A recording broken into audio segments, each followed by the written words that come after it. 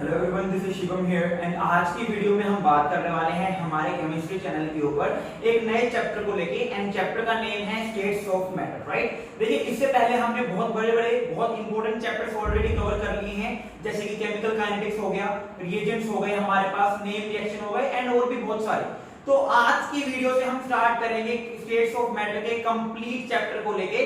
तो देखिए आज की वीडियो में हम स्टेट्स ऑफ मैटर के कंप्लीट इंट्रोडक्शन को लेके बात कर लेंगे कि आखिरकार स्टेट्स ऑफ मैटर में पढ़ना हमें क्या है, कौन कौन से टॉपिक्स इंक्लूड हैं एंड किस टॉपिक के अंदर हमें क्या क्या बातें करनी है, कौन कौन से ग्राफ हमें पढ़ने हैं, कौन कौन से लॉज हमें पढ़ने हैं, वो सारी की सारी बातें हम आज की वीडियो में करने वाले हैं।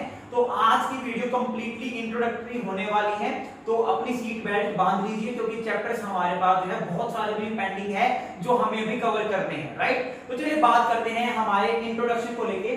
तो देखिए हमारे पास जो हेडिंग है वो क्या है, चैप्टर का नेम है स्टेट्स ऑफ मैटर। 11th में भी आता है, हमारे पास बीएससी में भी आता है और एमएससी के एंट्रेंस में भी पूछे जाते हैं इसके ऊपर क्वेश्चन। तो देखिए सबसे पहले हमारे पास जो क्वेश्चन अराइज होता है वो ये कि आखिरकार मैटर क्या होता है, आखिरकार मैटर क्या होता है। तो देखिए हमारे पास एनी सब्सटेंस जिसका कुछ ना कुछ मास होता है एंड जो कुछ ना कुछ वॉल्यूम ऑक्यूपाई करे, any substance which have some mass and occupy space are known as matter. Right, and अगर मैं बात करता हूं मैटर की फिजिकल स्टेट की, तो हमारे पास मैटर जो है उसकी डिफरेंट डिफरेंट फिजिकल स्टेट देखने को मिलती है और चैप्टर का नाम भी क्या है, स्टेट्स ऑफ मैटर, यानी कि मैटर की कितनी स्टेट है, यानी कि मैटर कितने फॉर्म में हमें देखने को मिलता है। तो हमारे पास मैटर की जो है 5 स्टेट देखने को मिलती है। हमारे पास जो मैटर है उसकी हमें 5 स्टेट देखने को मिलती है। कई बच्चे कहेंगे सर हमने तो 3 ही पढ़ी है, बच्चों हमारे कोर्स में 3 है, एक्चुअली में एग्जिस्ट 5 करती है। जो बाकी की जो 2 स्टेट हैं वो इवन आपको बीएससी में भी नहीं पढ़ाई जाती, एमएससी में भी नहीं पढ़ाई जाती, वो थोड़ा रिसर्च लेवल ओरिएंटेड रहती है, जो साइंटिस्ट होते हैं उन्हीं के काम की होती है, तो वो यूज में भी नहीं है और इसलिए पढ़ाई भी नहीं जाती। राइट, तो जो पहली स्टेट हमारे पास है वो आती है सॉलिड, जो सेकंड आती है हमारे पास वो आती है लिक्विड, जो थर्ड हमारे पास आती है वो है गैस। तो ये 3 स्टेट ऐसी हैं जो सबने पढ़ी होती हैं। जो बाकी जो 2 स्टेट हैं वो कौन सी होती है, first one is plasma and fifth one is हमारे पास बोस-आइंस्टीन कंडेंसेट। जो फिफ्थ हमारे पास स्टेट है वो कौन सी है, Bose Einstein condensate. Right, so these are the 5 states of matter और इसको हम शॉर्ट फॉर्म में बीईसीबी लिख देते हैं। इसको हम शॉर्ट फॉर्म में बीईसीबी लिख देते हैं, that is solid, liquid, gas, plasma and Bose-Einstein condensate. Right, अब हमारे पास जो क्वेश्चन आइज होता है वो ये, जो बच्चों के जहन में कई बार आता भी होगा और कई बच्चे सोचते भी नहीं है, कभी पूरी केमिस्ट्री पढ़ देते हैं 11th 12th की, वो ये कि आखिर क्या ऐसा क्या होता है कि हमारे पास कुछ चीजें सॉलिड में होती हैं, कुछ लिक्विड में होती है, कुछ गैस में होती है। राइट, क्योंकि ये दोनों जो स्टेट है हमारे पास प्लाज्मा एंड बोस-आइंस्टीन कंडेंसेट, ये हमारे कोर्स में नहीं है तो हम इनको लेके बात भी नहीं करेंगे। हमारे कोर्स में है solid, liquid and gas. Right, हमारे कोर्स में सॉलिड, लिक्विड एंड गैस, इन्हीं को लेके हमें बात करनी है, इन्हीं को लेके हम बात करेंगे। राइट, तो देखिए हमारे पास क्वेश्चन ये अराइज होता है कि आखिरकार वो क्या चीज रिस्पांसिबल है जो किसी भी चीज को या तो सॉलिड में रखेगी या लिक्विड में या फिर गैस में। तो देखिए कभी आपने एक बात नोटिस करी है, कोई चीज अगर रूम टेम्परेचर पे सॉलिड है तो कोई ना कोई ऐसा टेम्परेचर जरूर होगा जिसमें वो लिक्विड में कन्वर्ट हो जाएगी और जिसमें वो गैस में कन्वर्ट हो जाएगी। जैसे कि फॉर एग्जांपल अगर मैं वाटर की ही बात करता हूं, जो सबसे अच्छा और सबसे इजी एग्जांपल है समझने के लिए, तो वाटर हमारे पास जो H2O है वो 3 स्टेट में एग्जिस्ट करता है। एक तो हमारे पास क्या, सॉलिड आइस की फॉर्म में, राइट, दूसरी हमारे पास लिक्विड पानी की फॉर्म में एंड तीसरी हमारे पास गैस वेपर की फॉर्म में। तो अगर मैं रूम टेम्परेचर की बात करता हूं ना, तो रूम टेम्परेचर हम कितना मानते हैं, हमेशा याद रखिएगा room temperature around 25 degree Celsius ही माना जाता है। तो रूम टेम्परेचर पे जो वाटर की जो स्टेट होती है वो लिक्विड होती है, H2O की जो स्टेट है वो लिक्विड रूम टेम्परेचर पे होती है। अगर मैं टेम्परेचर घटाता चला जाऊंगा तो हमारे पास जो 0 डिग्री आएगा उस टेम्परेचर पे हमारे पास जो लिक्विड है वो सॉलिड में कन्वर्ट होना स्टार्ट हो जाता है। मैं ये नहीं कह रहा हूं कि 0 डिग्री पे कंप्लीटली सॉलिड होता है, हमेशा याद रखिएगा 0 डिग्री वो टेम्परेचर है जिसमें सॉलिड और लिक्विड के बीच में इक्विलिब्रियम रहता है। 0 डिग्री पे ये जो है सॉलिड में कन्वर्ट होना स्टार्ट होता है। अगर मैंने 0 डिग्री से हल्का भी टेम्परेचर कम कर दिया, यानी कि माइनस में चला गया अगर टेम्परेचर, तो उस स्टेट में ये क्या रहेगा, कंप्लीटली सॉलिड में कन्वर्ट हो जाता है। और अगर मैं टेम्परेचर को बढ़ा दूंगा तो ये किस में कन्वर्ट हो जाएगा, गैस में। तो 100 डिग्री वो टेम्परेचर है जिसमें लिक्विड और गैस के बीच में हमारे पास इक्विलिब्रियम रहता है। टेम्परेचर अगर 100 से थोड़ा सा और बढ़ा दिया तो कंप्लीटली गैस में कन्वर्ट हो जाएगा ये। तो देखिए टेम्परेचर को चेंज करने से हमारे जो मैटर की स्टेट है वो चेंज हो रही है, क्योंकि वाटर एक्चुअली एक मैटर है हमारे पास। तो यानी कि टेम्परेचर का इंपैक्ट बहुत ज्यादा है ये डिसाइड करने में कि मेरे पास कोई भी सब्सटेंस सॉलिड रहेगा, लिक्विड रहेगा या गैस रहेगा। तो कोई चीज एक पर्टिकुलर टेम्परेचर पे सॉलिड होगी, एक पर्टिकुलर टेम्परेचर पे लिक्विड और एक पर्टिकुलर टेम्परेचर पे गैस। तो यानी कि हमारे पास जो फैक्टर रिस्पॉन्सिबल है कोई भी चीज सॉलिड, लिक्विड या गैस में रहेंगे वो है दो फैक्टर। हमारे पास जो फैक्टर रिस्पॉन्सिबल होते हैं किसी भी मैटर की स्टेट के लिए वो कौन से फैक्टर हैं? First one is intermolecular force, first one is intermolecular force and second one is thermal energy, second one is thermal energy, right. Thermal energy क्या होती है? थर्मल एनर्जी होती है जो टेम्परेचर के कारण एनर्जी प्रोवाइड की जाती है। यानी कि अब देखिए हमारे पास अभी रूम टेम्परेचर मान लीजिए यहाँ पर 35 के नियर है, 32 to 35 के नियर है। तो इस टेम्परेचर पे जो एनर्जी मिल रही होगी उसी को हम कहते हैं थर्मल एनर्जी कहते हैं। और ये दोनों जब कंबाइन होती है ना तब ये दोनों कंबाइन करके डिसाइड करती है कि कोई भी मेरे पास जो मैटर है वो इस टेम्परेचर के ऊपर सॉलिड होगा, लिक्विड होगा या गैस होगा, राइट। तो देखिए होता क्या है हमारे पास, अब कैसे डिसाइड होगा कोई सॉलिड है, लिक्विड है, गैस है, वो डिपेंड करता है इंटरमोलिक्यूलर फोर्स और थर्मल एनर्जी के ऊपर।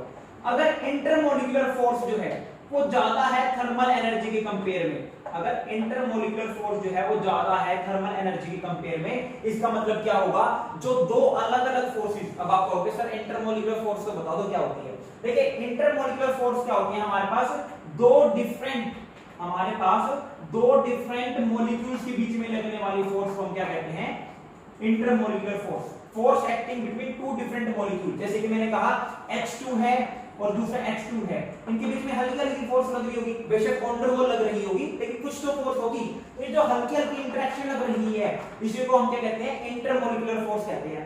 अब देखिए सॉलिड में क्या होता है हमारे पास, हमें पता है सॉलिड के अंदर जो पार्टिकल्स हैं वो बहुत पास होते हैं, सॉलिड के अंदर जो पार्टिकल्स हैं वो बहुत पास होते हैं। अब देखिए ये जो पार्टिकल है वो बहुत पास क्यों होते हैं? क्योंकि इन दो पार्टिकल्स के बीच में, यहाँ पे जो ये अलग अलग पार्टिकल्स हैं इनके बीच में जो इंटरमोलिक्यूलर फोर्स है वो बहुत ज्यादा होती है, जिसकी वजह से वो एक दूसरे की तरफ अट्रैक्ट करते हैं और मॉलिक्यूल क्या रहेंगे? बहुत पास देखने को मिलते हैं। लिक्विड की बात करता हूं, अगर ये मेरे पास था सॉलिड में, लिक्विड में जो ये इंटरमोलिक्यूलर फोर्स है कम हो जाती है तो पार्टिकल्स थोड़े दूर चले जाते हैं, राइट। क्योंकि पार्टिकल उतने पास कितने पास आएंगे वो डिपेंड करता है इनके बीच में कितनी अट्रैक्टिव फोर्स लग रही है। और गैसेस के केस में, ये लिक्विड है और गैसेस के केस में हमारे पास जो पार्टिकल है वो बहुत दूर, राइट, क्योंकि इंटरमोलिक्यूलर फोर्स बहुत कम होती है। तो हमारे पास अगर इंटरमोलिक्यूलर फोर्स ज्यादा है थर्मल एनर्जी के कंपेयर में, यानी कि जो दो मॉलिक्यूल के बीच में फोर्स लग रही है वो काफी ज्यादा है थर्मल एनर्जी के कंपेयर में, यानी कि जो टेम्परेचर के कारण एनर्जी मिल रही है तो पार्टिकल क्या रहेंगे? पास में रहेंगे, बहुत क्लोजली पैक्ड रहेंगे। और अगर बहुत क्लोजली पैक्ड रहेंगे तो वो किस स्टेट में एग्जिस्ट करेंगे? सॉलिड स्टेट में। वो किस स्टेट में एग्जिस्ट करेंगे? सॉलिड स्टेट में। अगर मेरे पास इंटरमोलिक्यूलर फोर्स इक्वल है थर्मल एनर्जी के कंपेयर में, या फिर आप कह लीजिए बॉन्ड एनर्जी, आप इंटरमोलिक्यूलर फोर्स को क्या कह सकते हो? बॉन्ड एनर्जी तो कहना वैसे सही नहीं रहेगा, इंटरमोलिक्यूलर फोर्स ही कहिए। इंटरमोलिक्यूलर फोर्स अगर थर्मल एनर्जी के इक्वल है तो मेरे पास वो लिक्विड स्टेट में एग्जिस्ट रहेंगे, और अगर इंटरमोलिक्यूलर फोर्स मेरे पास कम है, थर्मल एनर्जी ज्यादा है, तो होगा क्या? इनके बीच में जो इंटरेक्शन है बिल्कुल भी नहीं रहेगी या बहुत नेग्लिजिबल हो जाएगी। पार्टिकल फ्री टू मूव होते हैं, दूर जाते हैं, और अगर ऐसा हो पाएगा तो वो किस स्टेट में एग्जिस्ट करेंगे? गैसियस स्टेट में हमें एग्जिस्ट करते हुए देखने को मिलेंगे, राइट। तो हमारे पास कोई भी सॉलिड होगा, लिक्विड होगा या गैस होगा, वो डिपेंड किसके ऊपर करता है? Thermal energy and intermolecular force में। तो देखिए अभी मैंने वाटर का एग्जांपल बताया था, तो हुआ क्या था? जैसे ही मैं टेम्परेचर कम कर रहा था, जैसे ही मैंने टेम्परेचर कम किया, लिक्विड किस में कन्वर्ट हो गया था? सॉलिड में। क्यों? क्योंकि थर्मल एनर्जी क्या हो रही है? डिक्रीज हो रही है। मेरे रूम टेम्परेचर पे केस कौन सा है? रूम टेम्परेचर पे ये वाला केस होता है वाटर के केस में कि इंटरमोलिक्यूलर फोर्स थर्मल एनर्जी के इक्वल है, तो लिक्विड मेरे पास क्या हो जाएगा? लिक्विड स्टेट एग्जिस्ट करेगी। अब जैसे जैसे मैं टेम्परेचर कम कर दूंगा तो क्या होगा? इंटरमोलिक्यूलर फोर्स बढ़ जाएगी, पार्टिकल्स पास आने की कोशिश करेंगे, क्योंकि जो टेम्परेचर जो रीजन था, जो एनर्जी मिल रही थी, जो कि इनको दूर कर रही थी, वो टेम्परेचर कम होता चला गया, तो इंटरमोलिक्यूलर फोर्स बढ़ बढ़ जाएगी, थर्मल एनर्जी कम हो जाएगी, तो और फिर वो किस स्टेट में एग्जिस्ट करेंगे, सॉलिड में। जबकि जब मैं अगर टेंपरेचर बढ़ा दूंगा तो थर्मल एनर्जी बढ़ जाएगी इंटरमोलिकुलर फोर्स से भी, और वो किस स्टेट में आ जाएंगे, गैसियस स्टेट में हमें देखने को मिल जाएंगे। तो इस हिसाब से डिसाइड किया जाता है कि कोई भी मेरे पास जो मैटर है वो रूम टेंपरेचर या किसी भी टेंपरेचर पे सॉलिड है, लिक्विड है या गैस है। आई होप आपको ये कंसेप्ट समझ में आया होगा। ये बहुत बेसिक सी बातें हैं, 9 10 की बातें हैं, लेकिन 11 12 की भी बातें हैं, ये आपको पता होनी चाहिए। अब हम बात करते हैं आखिरकार इस चैप्टर में हमें डिस्कस क्या करना है। तो देखिए जैसा कि हमने आपको बताया कि हमारे पास 3 स्टेट हैं, सॉलिड, लिक्विड एंड गैस। तो स्टेट्स ऑफ मैटर में हम बात करेंगे कंप्लीटली गैसियस स्टेट को लेकर। इसको हम बात करते हैं इस चैप्टर के अंदर। जो लिक्विड स्टेट है इसको हम डिफाइन करेंगे या फिर इसको लेके हम बात करेंगे सॉल्यूशन चैप्टर के अंदर, और जो सॉलिड स्टेट है इसको हम बात कर, सॉलिड जो हमारे पास है इसको लेके हम बात करते हैं सॉलिड स्टेट चैप्टर के अंदर। तो हमारे पास 3 चैप्टर हैं, एक सॉलिड स्टेट है, एक सॉल्यूशन है, और एक हमारे पास क्या है, एक हमारे पास स्टेट्स ऑफ मैटर है। तो गैसियस स्टेट के बारे में हम बात करते हैं किसके अंदर, स्टेट्स ऑफ मैटर के अंदर, राइट। तो अब बात करते हैं आखिरकार गैसियस स्टेट में हमें पढ़ना क्या क्या है। आखिरकार गैसियस स्टेट चैप्टर के अंदर हमें पढ़ना क्या क्या है, ताकि हम इस चीज को अच्छे से जब हम स्टार्ट करें चैप्टर को तो आपको सारी बातें समझ में आए, आपको सब कुछ पता होगी, हाँ अब ये टॉपिक आने वाला है और इन टॉपिक के अंदर हमें ये बातें पढ़नी है। तो बात करते हैं सबसे पहली चीज क्या, स्टेट्स ऑफ मैटर में हम क्या पढ़ेंगे, गैसियस स्टेट के बारे में एक्सक्लूसिवली पढ़ेंगे, राइट। स्टेट्स ऑफ मैटर में हम पढ़ेंगे खाली गैसियस स्टेट के बारे में, राइट, ओके। अब बात करते हैं आखिरकार गैसियस स्टेट में हमें पढ़ना क्या क्या, कौन कौन से टॉपिक हमें पढ़ने हैं गैसियस स्टेट में, हमें आखिरकार कौन कौन से टॉपिक पढ़ने हैं। तो देखिए सबसे पहला जो टॉपिक हमारे पास है वो है स्टेट्स के बारे में, जो कि हम ऑलरेडी डिस्कस कर चुके हैं। ये वाला टॉपिक हमारा ऑलरेडी हो चुका है स्टेट्स के बारे में। जितना मैंने बताया यार उतना कोई बताता ही नहीं है, ये भी बहुत ज्यादा है। सब बच्चे सब सोचते हैं कि इतना कौन बताने का क्या मतलब है, यहाँ से क्वेश्चन तो आने नहीं बच्चों, हमेशा क्वेश्चन आएंगे या नहीं आएंगे इसके लिए मत पढ़ो, नॉलेज के लिए पढ़ो।